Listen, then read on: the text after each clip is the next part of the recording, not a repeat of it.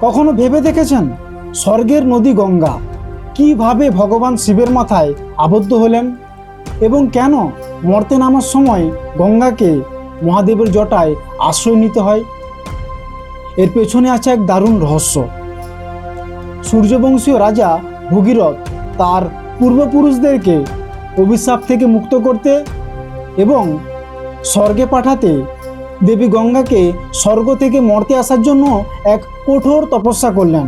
দেবী গঙ্গা মর্তে আসার জন্য রাজি হলেও দেখা দেয় এক বিশাল সমস্যা।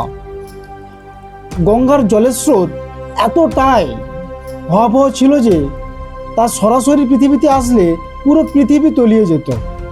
গঙ্গার এই প্রচণ্ড রূপ এবং অহংকার সামলাতে পারেন কেবল মাত্র দেবাদিদেব মহাদেব। ভগীরথের প্রার্থনায় মহাদেব সম্মত হন।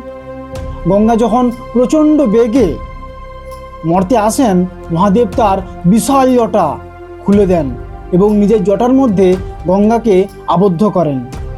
গঙ্গার সমস্ত অহংকার এক নিমেষে চূর্ণ হয়ে যায়।